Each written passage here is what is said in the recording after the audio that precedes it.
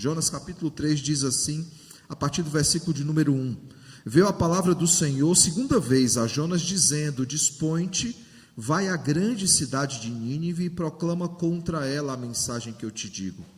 Levantou-se, pois, Jonas e foi a Nínive, segundo a palavra do Senhor. Ora, Nínive era uma cidade muito importante diante de Deus e de 3 dias para percorrê-la.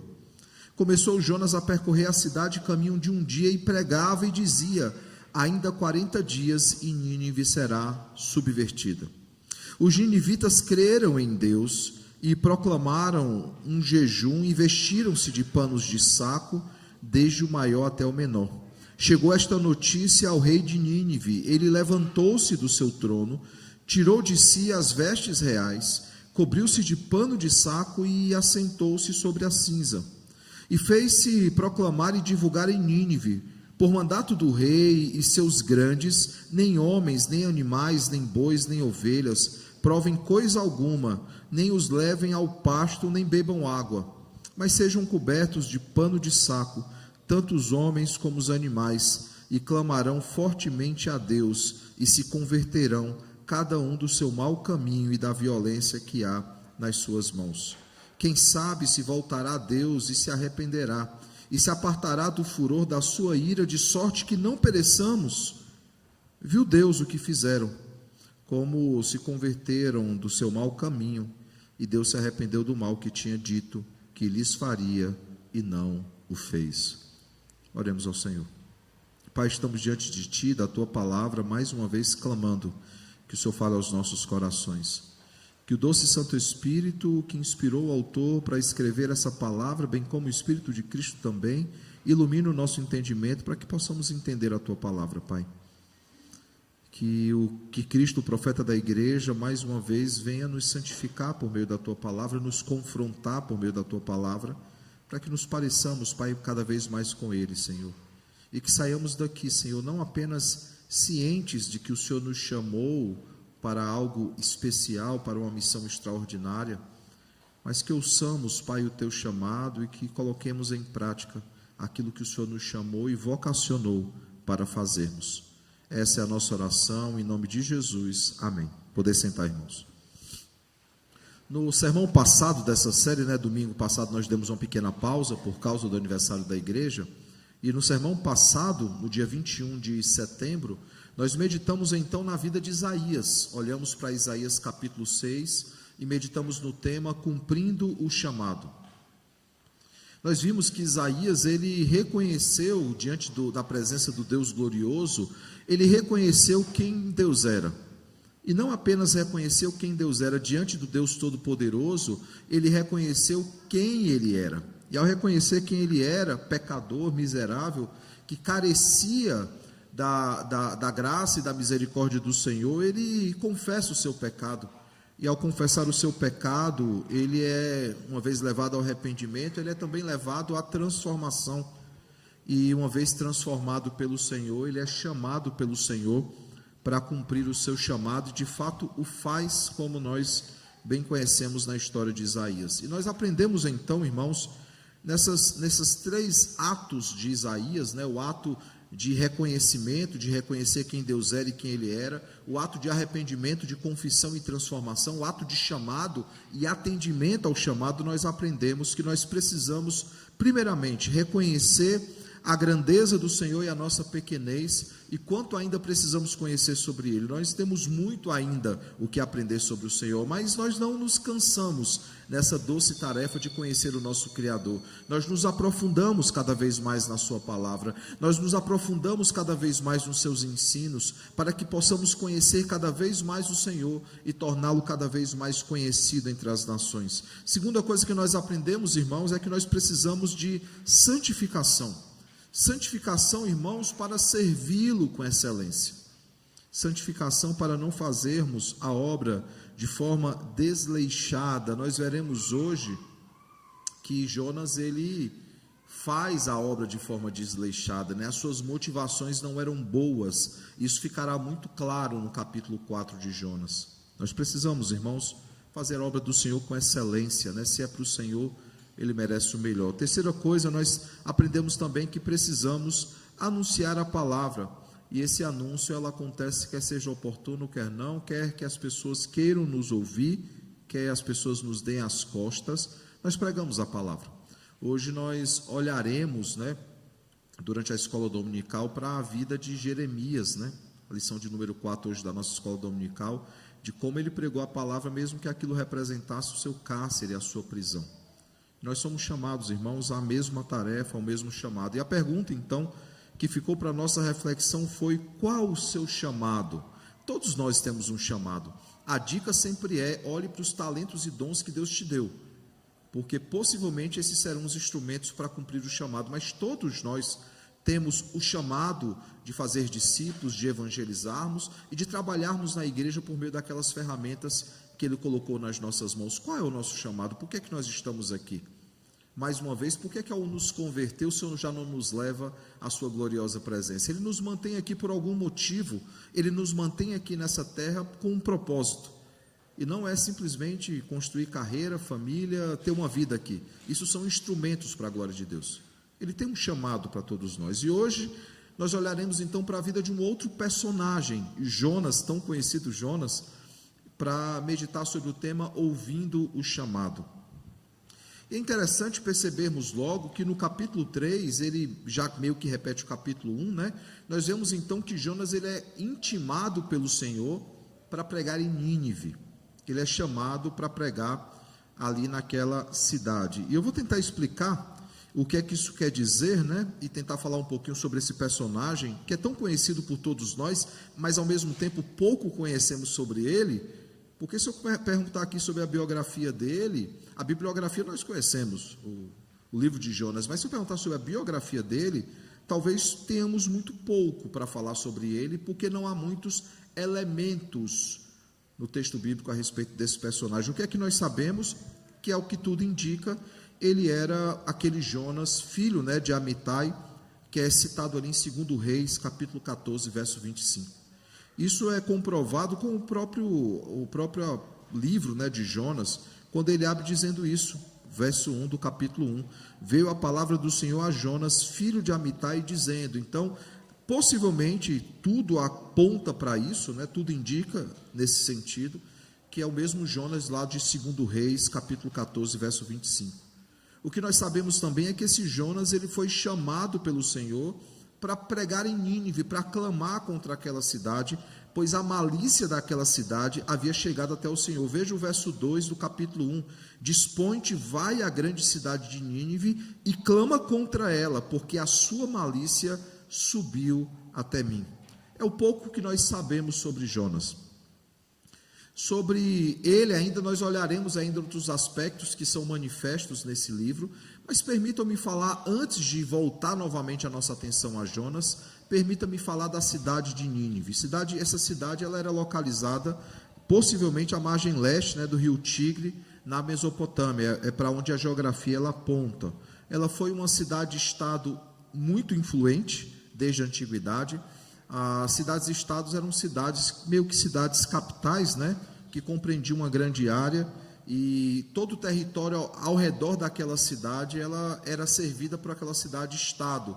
Seriam as cidades polo hoje em dia, se a cidade polo ela desenvolve bem, ela atende bem às cidades ao redor. Se ela não se desenvolve bem, aquelas cidades ao redor vão atrás de outra cidade polo.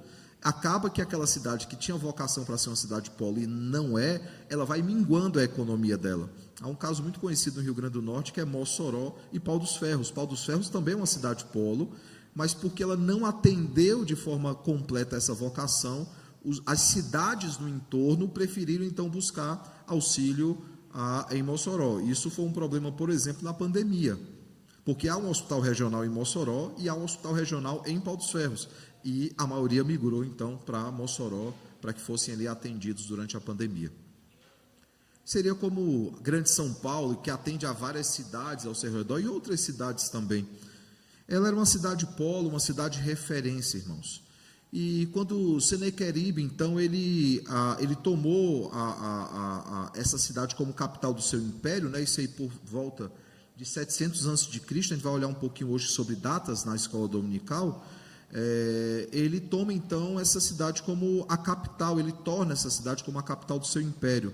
Isso foi algum tempo depois de Jonas, então é uma cidade aí importante já. E essa cidade ficava aí por volta de 800 quilômetros ali do que é chamado, e eu vou me referir à região, não ao que se tornou povo, né, ao que é chamado de Palestina, né, ali fica ali mais ou menos 800 quilômetros. Isso é mais ou menos o que ele teria que percorrer a pé. Não era uma distância muito próxima. E além de tudo isso, era uma cidade que rivalizava com os judeus há muito tempo, ainda chamados hebreus, né? Os filisteus e outros povos que passaram a contender. Então imagina que Jonas ele está sendo chamado aí para pregar numa cidade que não é muito afeita aos profetas, e não só aos profetas, mas aos judeus especificamente, né? Eu sempre brinco que seria como se nós fôssemos, hoje tudo é muito mais tranquilo, né? Mas é como se nós fôssemos pregar o evangelho na Argentina, lá em Buenos Aires, em época de Copa do Mundo, vestindo a camisa do Brasil. Talvez não fôssemos muito bem recebidos lá. É mais ou menos essa a tarefa, dadas as devidas proporções, a tarefa de Jonas. E Jonas então foi chamado, voltando aqui ao texto, não para levar uma mensagem maravilhosa para aqueles homens. Ele foi chamado para clamar contra a cidade, é isso que o texto nos diz. E por que clamar contra a cidade? Porque a malícia daquela cidade, a pecaminosidade, os pecados daquele povo haviam chegado até o Senhor, havia subido um aroma fedorento, né? Esse é o sentido da malícia, chegou até mim, né? Não era um cheiro que agradasse o Senhor.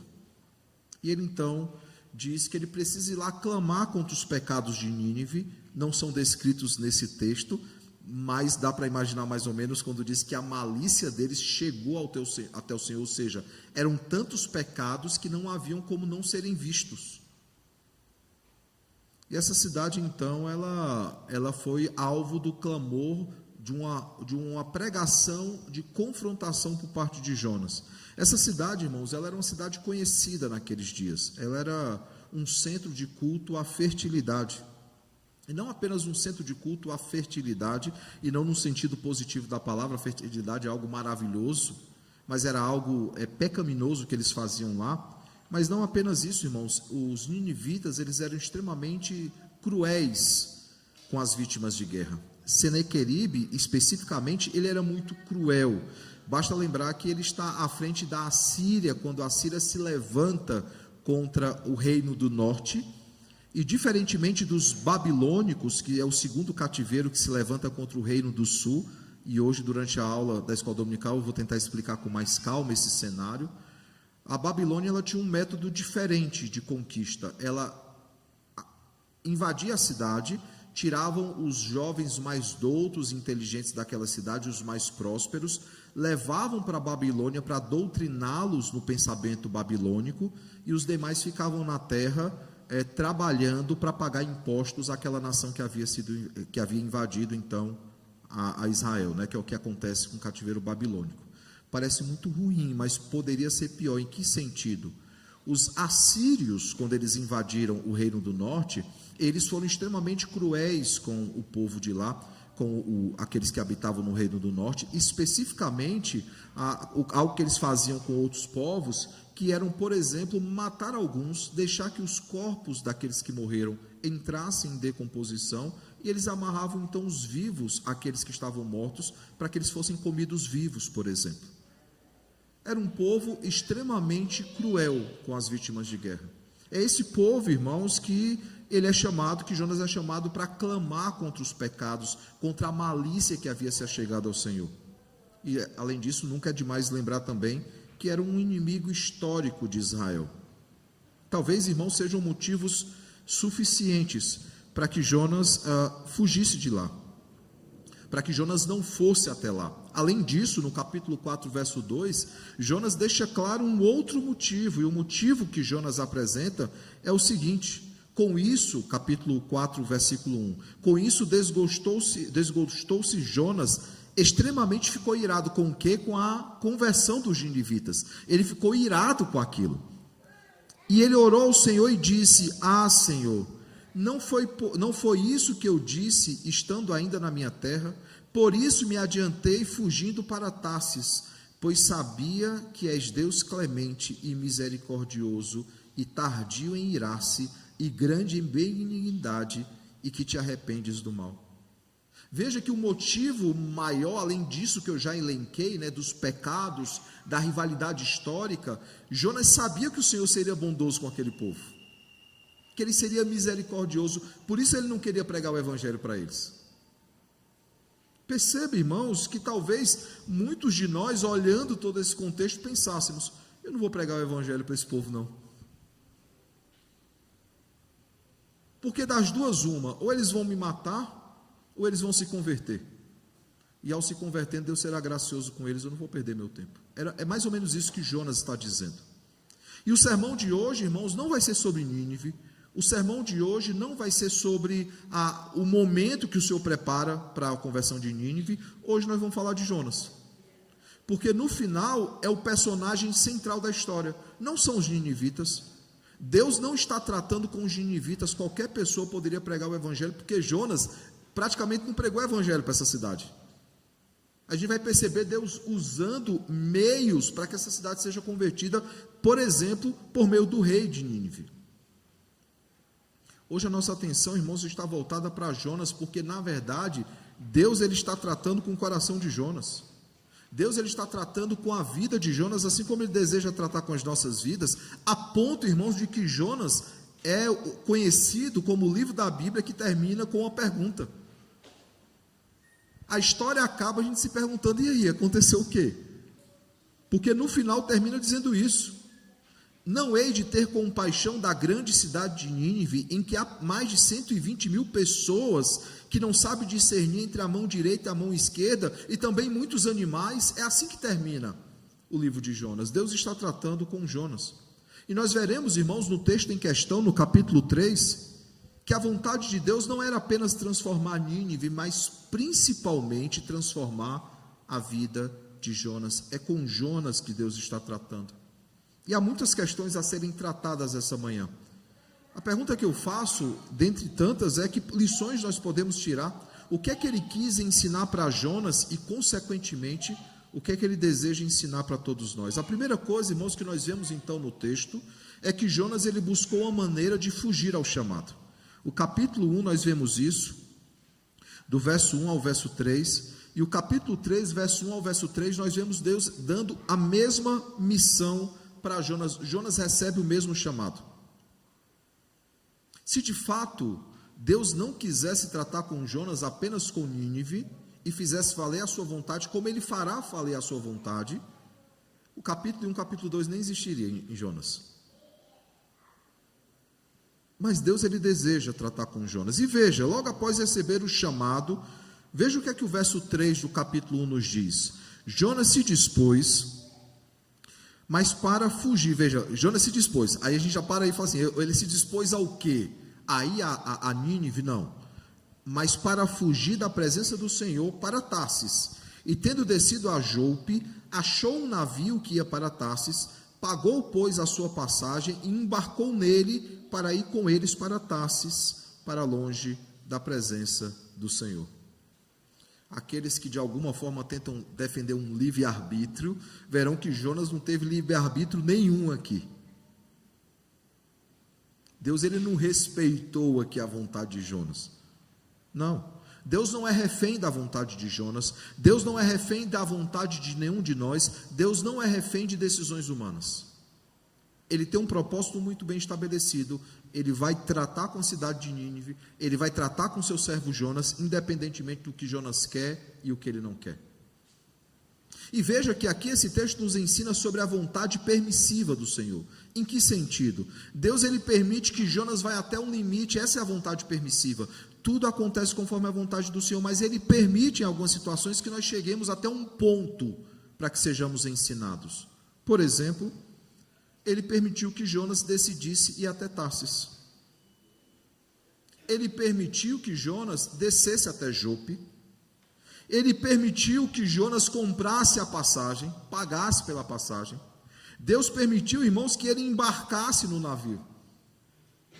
E quando parece que Jonas vai fazer o que ele quer, nós vemos então o verso 4 dizendo o seguinte: o Senhor lançou sobre o mar um forte vento e fez-se no mar uma grande tempestade, e o navio estava a ponto de se despedaçar.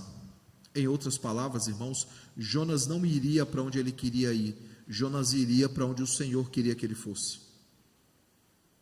E aí veja a sequência de acontecimentos no capítulo de número 1, verso 5, nós vemos então que os marinheiros, cheios de medo, eles passam a clamar a vários deuses, cada um clamando ao seu próprio Deus.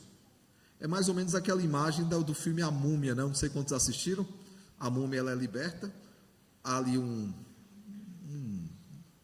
bandido lá que ajudou a libertar a múmia, e ele tem no pescoço dele vários amuletos.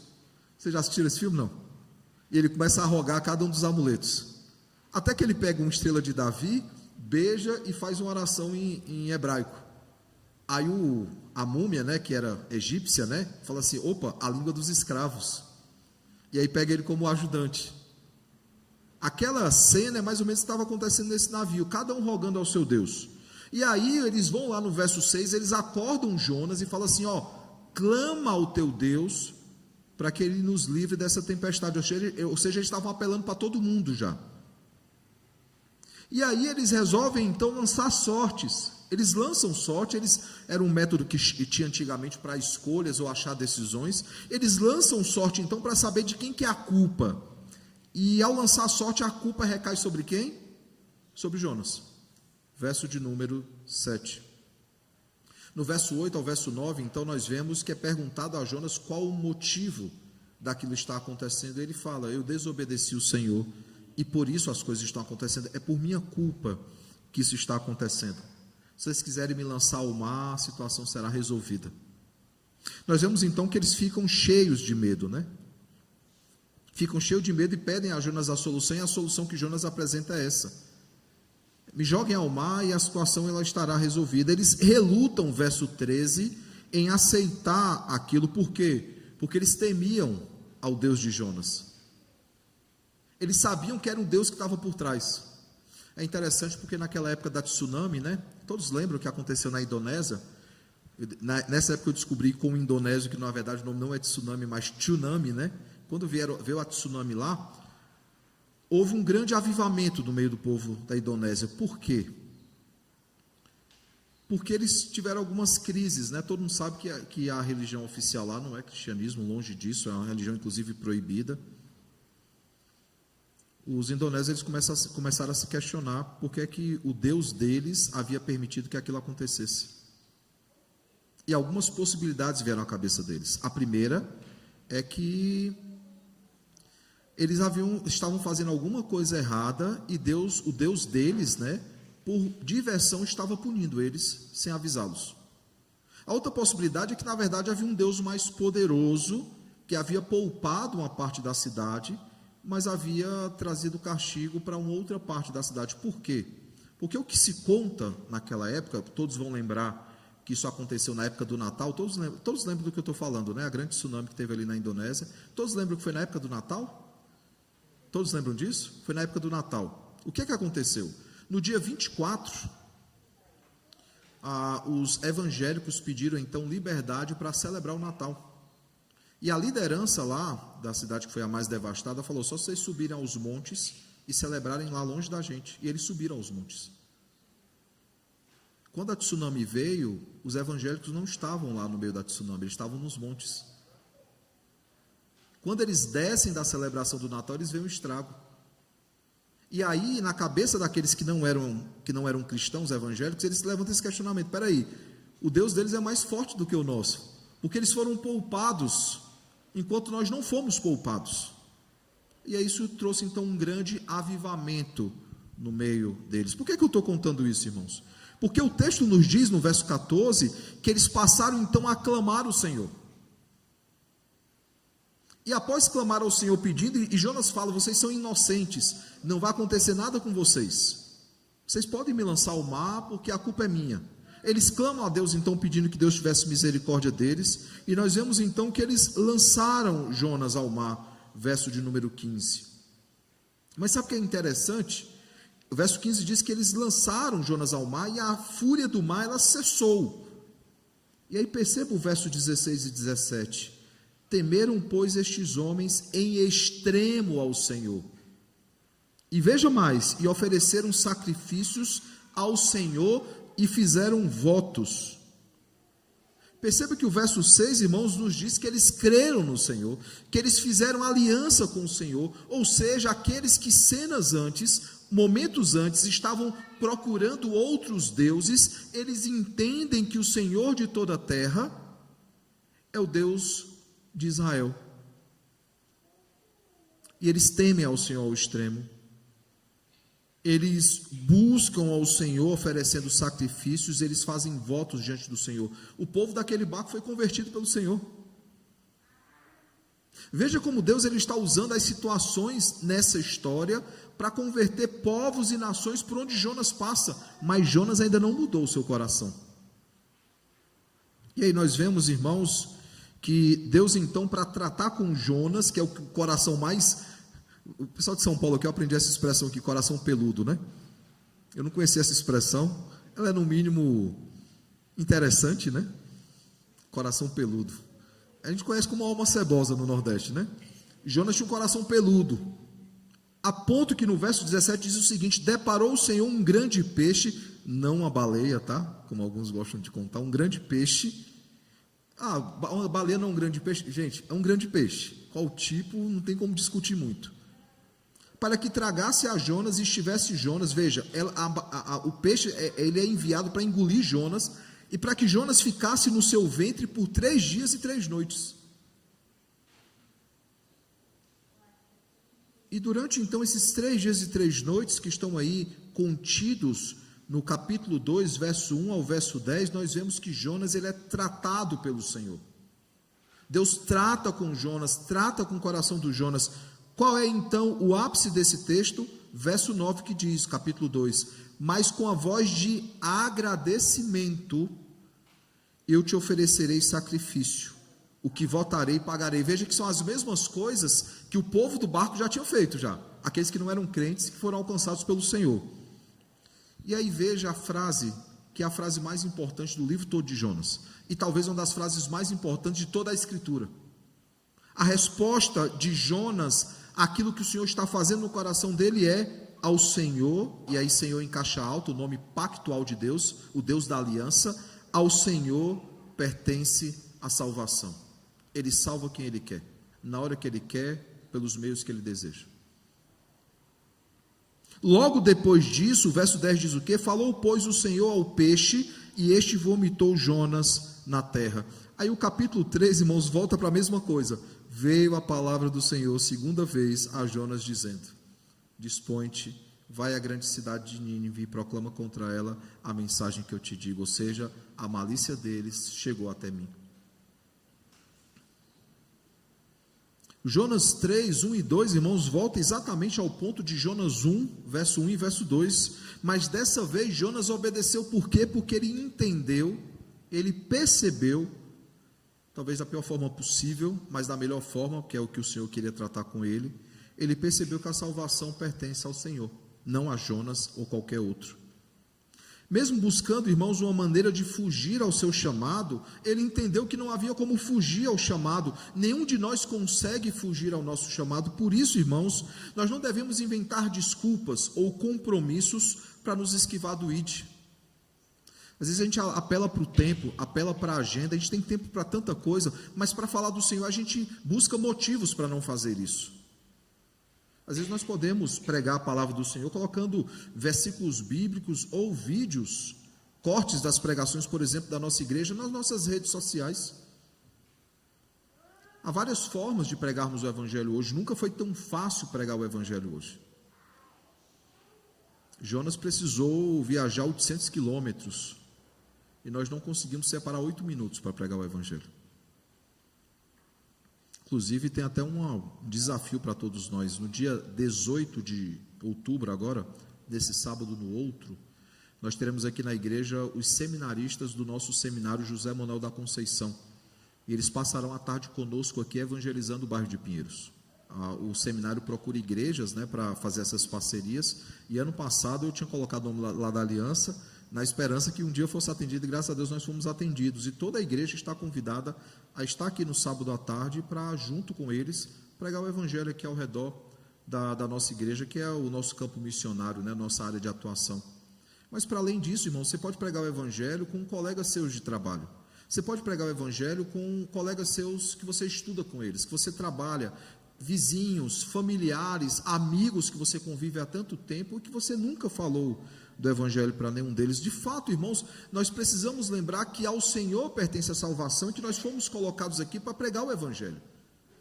Mas muitos de nós buscam desculpas para não fazer isso, assim como Jonas fez. A segunda coisa, irmãos, que está muito claro nesse texto, é que Jonas ele faz a obra de forma desleixada, ele faz sem muita disposição. Por que eu estou dizendo isso? Veja os versos 3 e 4 do capítulo 3, que foi o capítulo que nós lemos. Levantou-se, pois, Jonas e foi a Nínive, segundo a palavra do Senhor. Ora, Nínive era cidade muito importante diante de Deus, e de 3 dias para percorrê-la. Veja que eram necessários 3 dias para que essa cidade ela fosse percorrida. Mas veja o que é que o texto diz. Começou Jonas a percorrer a cidade, caminho de um dia, e pregava e dizia: ainda 40 dias e Nínive será subvertida. Há 2 questões para serem discutidas aqui. A primeira delas é: Jonas ele não está muito preocupado em percorrer a cidade. Tanto que ele, em um dia aí, ele ainda está percorrendo e não nos parece que ele tem desejo de percorrer mais tempo. Por quê? Porque lá na frente ele vai dizer: é por isso que eu não queria vir. É por isso que eu não queria estar aqui. Dando a entender que ele está fazendo de obra a forma desleixada. Há uma segunda interpretação, é que não precisou ele percorrer a cidade toda. A mensagem ela se espalhou sozinha. As pessoas começaram a anunciar umas às outras, a ponto que chegou no ouvido do rei, e o rei decretou sobre toda a cidade um jejum e um momento de arrependimento diante do Senhor. E aí nós temos o grande avivamento. Mas o fato, irmãos, é que, à luz do capítulo 4, fica muito claro que Jonas ele não quer fazer aquilo. Eram necessários 3 dias para percorrer essa cidade, porque ela tinha por volta aí de 10 a 12 quilômetros de circunferência. Era uma cidade muito grande. Por isso, tantos dias para percorrê-la. Mas Jonas não estava disposto. E o pior, entre aspas, aconteceu com um dia só, irmãos, de pregação. O temor de Jonas se concretizou. Eles creram no Senhor. É interessante porque a oração de Jonas, é o momento que ele é cuspido pelo grande peixe, a oração de Jonas foi: ao Senhor pertence a salvação. Mas agora, irmãos, ele não queria que esses cidadãos, né, de Nínive, os ninivitas, eles fossem salvos. Ele presenciou um grande avivamento. Quem de nós não queria presenciar esses grandes avivamentos? Quem de nós não queria um dia ouvir que de um navio que nós estávamos, quase a pique, quase naufragando, aquele navio foi todo convertido pelo Senhor? Que indo à cidade de Nínive, que demorava 3 dias para pregar, com um dia aquela cidade toda se converteu. Quem não queria ter isso no seu currículo eclesiástico, de alguém que foi usado profundamente pelo Senhor, de alguém que foi usado para a glória de Deus? Jonas ele foi usado para a glória de Deus, mas ele se entristece, ele se ira. Esse é o termo que é usado aqui. Diz o seguinte: com isso desgostou-se Jonas extremamente e ficou irado. Ele ficou irado porque pessoas foram convertidas pelo Senhor. Irmãos, para mim essa é uma das cenas mais tristes da Escritura. Não é a mais triste, tem cena pior. Mas essa é uma das mais tristes das Escrituras, porque Jonas ele tem o privilégio de anunciar o Evangelho no barco onde ele estava, de anunciar o Evangelho em Nínive, onde o Senhor o colocou. Ele não se alegra com a conversão daquelas pessoas. Não há graça e misericórdia na sua mensagem. Ela é desleixada, ela é desmotivada. Alguém pode chegar e dizer: não, mas a mensagem do Senhor foi claro. Eles deviam clamar contra a cidade porque a malícia chegou até o conhecimento do Senhor. Mas nós conhecemos depois, pelas motivações de Jonas, que ele tinha prazer com a condenação daquele povo. E sabe, irmãos, se nós formos sinceros com os nossos corações, nós temos alguns nas nossas mentes que merecem ser convertidos e outros que não merecem ser convertidos, sim ou não? Muitas vezes nós achamos que aquela pessoa que nós conhecemos não presta para ir para o céu. e olhamos para outras pessoas que nós conhecemos e falamos, é quase um crente. E a gente tenta criar aí um ranking, uma lista de quem merece e quem não merece ouvir o Evangelho. Ao Senhor pertence a salvação. Ele pode transformar, irmãos, desde possíveis náufragos dentro do navio, prestes a afundarem com aquele navio, como uma nação que era cruel com as vítimas de guerra, uma nação que era cruel, ela fazia cultos idólatras contra o Senhor. Deus pode transformar quem Ele quiser, porque a salvação pertence ao Senhor. Quantas vezes pessoas que nós nem esperávamos são convertidas pelo Senhor? Eu já tive muitos colegas de escola e de trabalho que, de uma hora para outra, chega, é um crente no Senhor, um crente fiel ao Senhor. Não é alguns crentes hoje que só falam da boca para fora. Isso nos leva ao terceiro e último princípio aqui desse texto, para caminharmos para a conclusão. Jonas, ele não apenas buscou uma maneira ou desculpas para fugir ao chamado. Jonas não apenas fez a obra de forma desleixada, mas Jonas, ele não se alegrou com as vidas transformadas. Que grande avivamento, irmãos. Veja aí a sequência do avivamento, do versículo 5 ao versículo 10 do capítulo 3. Verso 5, eles creram em Deus. Ainda no versículo 5, eles proclamaram um jejum. Ainda no versículo de número 5, eles vestiram panos de saco, mas eram questões ainda muito localizadas entre algumas famílias. O texto inclusive diz que maiores e menores, ou sejam adultos e crianças. Mas o versículo 6 diz que isso chegou ao conhecimento do rei. E ao chegar ao conhecimento do rei, o rei decretou que todos fizessem a mesma coisa. Versos 7 e 8. E no verso 9 nós vemos então que eles buscaram o favor de Deus. Assim como aqueles no barco haviam buscado o favor de Deus. Assim como Jonas no ventre do grande peixe havia buscado o favor de Deus. Agora são eles que fazem votos com o Senhor. Veja o verso 9. Quem sabe se voltará a Deus e se arrependerá e se apartará do furor da sua ira, de sorte que não pereçamos.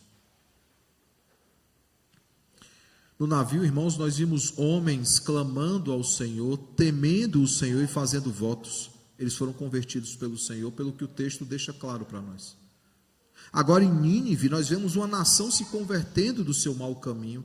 Nós vemos uma nação sendo perdoada pelo Senhor. Por quê? Porque o verso 10 deixa isso muito claro, irmãos. O verso 10, depois de tudo isso que acontece, diz o seguinte: viu Deus o que fizeram, como se converteram do seu mau caminho. Não sou eu que estou deduzindo, o texto é claro sobre isso. E Deus se arrependeu do mal que tinha dito que lhes faria e não o fez. E aqui, irmãos, eu não tenho como explicar muito, Deus se arrependeu, porque eu já tratei sobre essa expressão em Êxodo 32 e em outros textos. É porque para nós arrependimento é uma coisa, o sentido bíblico é outro. O se arrependeu para nós é o quê? Eu ia fazer uma coisa e mudei de ideia. Deus, ele não muda de ideia. O que ele quer fazer, ele faz. Então o sentido aqui é uma linguagem de aproximação ou de acomodação, como Calvino vai dizer, é uma linguagem que ficaria claro para a gente. Parece que Deus vai fazer uma coisa e ele faz outra. Mas desde o princípio, Jonas sabe disso, Deus ia fazer exatamente o que ele fez. Tanto que Jonas disse: eu sabia que o Senhor ia se arrepender, né? Ia voltar atrás e ia converter essa cidade. Veja tudo que acontece aqui, irmãos, isso não é motivo de alegria? Sabe quantos habitantes tinham nessa cidade? Deus vai dizer no final, por volta de 120 mil habitantes. Imagina Deus trazendo um grande avivamento para o bairro de Pinheiros, a gente vendo todo mundo se convertendo em Pinheiros. Quem não ficaria alegre com isso? Não apenas os que aqui moram, que aqui residem, até mesmo os que residem em outros bairros. É claro que nós ficaríamos felizes, irmãos. Mas Jonas não ficou. O capítulo 4 deixa isso muito claro. Ele fica extremamente desgostoso, a ponto de ficar irado contra o Senhor. E não apenas isso, ele não apenas reclama do Senhor. O que é que ele desejava para os ninivitas, Jonas? Que eles morressem, sim ou não? Aí o que é que ele diz no verso 3? Peço-te, pois, ó Senhor, tira minha vida, porque melhor me é morrer do que viver. Ou seja, aquilo que você ia fazer com os ninivitas, faz comigo, Senhor, eu não estou feliz. Eles foram convertidos, eu estou com raiva. Veja a tristeza, irmãos. Não bastava ele pregar o evangelho por obrigação, que é o que fica claro depois, ele está pregando por obrigação. Ele ficou desgostoso com a conversão dos ninivitas. Não apenas isso, ele deixa claro que era por isso que ele foi desobediente ao Senhor, por isso que ele pecou contra Deus, por isso que ele queria ir para Tarsis. Perceba, irmãos, que é uma tristeza atrás de tristeza, e mais, ele diz: Senhor, já que o Senhor não quis matar os ninivitas, mata a mim, porque melhor é morrer do que viver. A resposta do Senhor é: Jonas, é razoável essa tua ira? Jonas, para pensar, vê o que você está reclamando e o que você está me pedindo. É razoável, Jonas, isso? E aí o texto diz o seguinte: então Jonas saiu da cidade, assentou-se ao oriente da mesma e fez ali uma enramada e repousou debaixo dela à sombra, para ver o que é que acontecia com a cidade. Aí nós temos outra questão que acontece, é que Deus faz nascer uma planta. Deus, ele coloca aquela planta para fazer sombra, então, para Jonas, a fim de livrá-lo do seu desconforto, como se fosse o problema esse, né? O desconforto de Jonas era outro. E aí Jonas se alegra em extremo, o texto faz questão de dizer. Quando pessoas se converteram, ele se desgostou ao extremo. Deus faz brotar uma planta para cuidar dele naquele momento, ele se alegra ao extremo. Aí o que é que Deus faz? Propositalmente, vai lá e seca a planta. O texto diz isso no verso 7. E aí, nascendo o sol, verso 8, Deus mandou um vento calmoso, né, oriental. O sol bateu na cabeça de Jonas de maneira que desfalecia, pelo que pedia para si mesmo a morte, dizendo: melhor me é morrer do que viver. Ele está preocupadinho com o calor. Ele nunca foi para Mossoró, gente. Ele ia sofrer um bocado lá. Ele nunca foi para Cuiabá. Fui para Cuiabá no Supremo Conselho, Delore. É difícil, gente. A gente olhava para o ônibus lá e marcava sensação térmica de 52 graus. 2026, com a permissão do Senhor, estaremos, eu e o presbítero Tiago, lá como representantes do presbitério, como deputados, no Supremo 2026 em Manaus.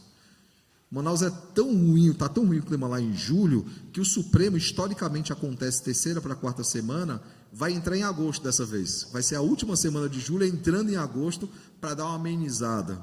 Mas Jonas está reclamando do sol aqui. E aí Deus perguntou mais uma vez a Jonas: é razoável essa tua ira por causa de uma planta? Sabe o que é que Jonas responde? É razoável minha ira até a morte. Aí o Senhor então pergunta para Jonas: tens compaixão da planta que não te custou o trabalho, o qual não fizestes crescer, que numa noite nasceu e na outra noite pereceu? E não hei de ter eu compaixão da grande cidade de Nínive, em que há mais de 120 mil pessoas, que não sabem discernir entre a mão direita e a mão esquerda, e também muitos animais? Você está com pena de uma planta, Jonas. E eu não posso ter misericórdia de uma nação inteira? É como alguns que têm pena de animais, né? E claro, nós somos chamados a zelar pela criação. Tem pena de animal, mas não tem pena de bebê, né? De criança. Jonas, ele não se alegrou com a conversão daquelas pessoas. Eu pergunto então, para encerrar, que aplicações nós podemos tirar do texto dessa manhã, irmãos? A primeira delas: nós precisamos ouvir e obedecer ao chamado, respondendo afirmativa e alegremente ao chamado do Senhor, sabendo que é um privilégio servi-lo. Sabe qual deve ser o sentimento dos nossos corações? Que alegria é sofrer por causa do Evangelho. Que alegria é ser achado digno por aqueles que são opositores do Senhor. Perseguição é isso, né, irmãos? E as pessoas olharem para nós e verem em nós um pequeno Cristo. Eu sempre digo, se você tem alguém no seu trabalho, alguém que você conhece que não gosta de crente, mas gosta de você, alguma coisa está errada aí. Ou você é um cara extremamente convincente, ou você não está vivendo o Evangelho. Porque se aquela pessoa tem raiva de todo crente, de Cristo e do Evangelho, ele vai ter raiva de você também. Nós precisamos, irmãos, responder ao chamado, que é um privilégio servi-lo, independentemente das dificuldades. É um privilégio servi-lo. Segundo, fazer a obra com zelo e com dedicação, lembrando que a Ele pertence a salvação e devemos ser instrumentos nas mãos do Redentor. Eu não sei, irmãos, nós já caminhamos há quase 3 anos juntos. Alguns eu tenho a oportunidade de visitar, de conhecer mais, em outras oportunidades também ir conhecendo mais, mas eu não conheço profundamente 100% da igreja. Isso é um exercício de caminhada, né? Mas temos nos conhecido ambos os lados. Eu não sei quantos já tiveram a oportunidade, eu falo quantos no sentido de totalidade, talvez eu possa chutar números aqui, mas não serão números parciais. Eu não sei quantos já tiveram a oportunidade de pregar o evangelho para alguém. Eu não sei quantos já tiveram a oportunidade de não apenas pregar o evangelho, mas ver essa pessoa sendo alcançada pelo Senhor. E você poder discipular essa pessoa, criar como um filho na fé, uma filha na fé, de caminhar com ela, ver Deus trabalhando na vida dela, ela se engajando na igreja, ela sendo alcançada, ela e a casa dela. Eu não sei quantos tiveram essa oportunidade, irmãos, mas é um privilégio ser instrumentos nas mãos do Redentor, ser usado pelo Senhor para que outras pessoas também sejam alcançadas, porque não se esqueçam, irmãos, nós fomos transformados para transformar, nós fomos alcançados pelo Senhor para que outras pessoas também sejam alcançadas, conhecê-lo e torná-lo conhecido, glorificá-lo e manifestar a sua glória. Para isso nós fomos chamados, irmãos, e devemos fazer isso com zelo e dedicação. Terceiro, nós precisamos desejar e nos alegrar com as conversões, sabendo que não existe projeto ou missão mais importante do que isso. Como eu disse, irmãos, é lícito constituirmos família, é lícito termos aquela conquista do trabalho, fazermos aquele curso, termos aquele projeto. Tudo isso é lícito, irmãos, mas são instrumentos nas mãos do Senhor para que a sua glória ela se espalhe por toda a terra. Por isso eu pergunto, qual tem sido a sua postura? Como é que você tem vivido o seu chamado nessa terra? Você tem se preocupado em pregar o evangelho e se alegrado com as conversões, ou para você não é um assunto importante, ou em outros casos que causa até tristeza, porque fulano de tal que não merecia se converteu? Nenhum de nós merecia a salvação, irmãos, essa é a verdade. Se o Senhor nos tratasse como nós merecíamos, nós estaríamos todos condenados ao inferno. Mas aprove ao Senhor nos alcançar, aprove ao Senhor nos transformar, e aprove ao Senhor também nos usar para o louvor e glória do seu nome. Que o bom e eterno Deus, irmãos, nos use apesar de nós. E que não nos esqueçamos, irmãos, que ao Senhor pertence a salvação. E que é um privilégio, sempre será um privilégio, ser um instrumento nas mãos do Redentor. Nós fomos transformados para sermos instrumentos de transformação. Que o Senhor nos use apesar de nós. Que aqueles que estão ao nosso redor, sendo eleitos do Senhor, e sendo a vontade do Senhor, sejam por Ele alcançados e transformados, e também usados para a glória do Senhor. Que o Senhor nos use nesse bairro, que o Senhor nos use nessa cidade, nesse país, nesse mundo, para louvor e glória do seu nome.